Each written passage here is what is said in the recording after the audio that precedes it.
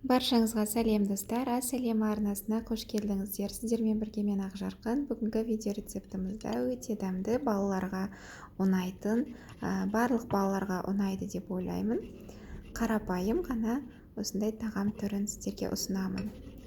Ең алдымен бізге тауық еті қажет болады. Тауық етін үлкенірек 4 бұрыштап турап аламыз.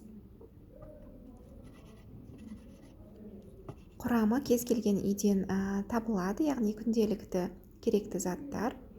Және бізге болгар бұрышы қажет. 4 бұрыштап турап аламыз. Мен бұл болгар бұрышын өзім тоңазытқышқа сақтап алғанмын, яғни мұздатқышта қатырып, күнделікті тамаққа қосып тұрамын қыста. Және картопымызды жуандау соломка етіп турап аламыз.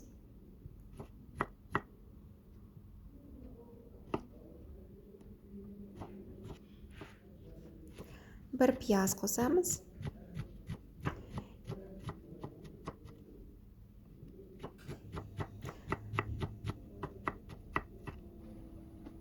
Зәйтүн майы немесе сұйық май бола береді. Қызған майымызға тауық етімізді салып, жақсылап қуырамыз.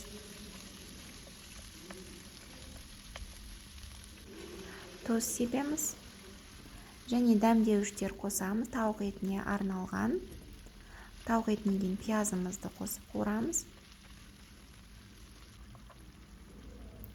Томат пастасын қостық. Және тауық етіне арналған дәмдеуішіміз. Және осындай зира деген дәмдеуіштен кішкене ғана шым-шым қосасыздар. Көп қоссаңыздар, дәмі қатты шығып кетеді. Өте дәмді, тез дайындалатын тағам. Және болгар бұрышын қосып кішкене қуырамыз.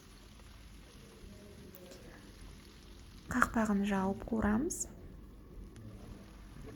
Одан кейін картопымызды салып 1-2 минут қуырып аламыз.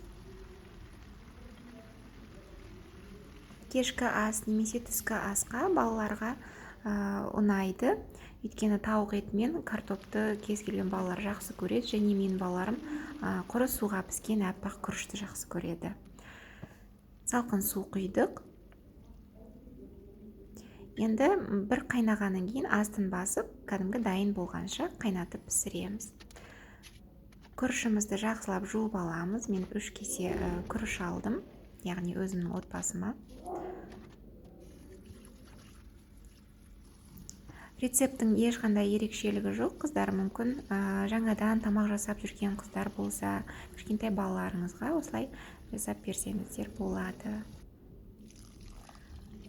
Күрішіміз жақсылап жуып алдық. Менде бұл ыдыс микроволновкаға арналған ыдыс. 3 кесе күрішке мен 5 кесе су құйдым, және тұз салып жақсылап араластырып, микроволновкаға 25 минут және 600 ваттта пісіріп аламыз.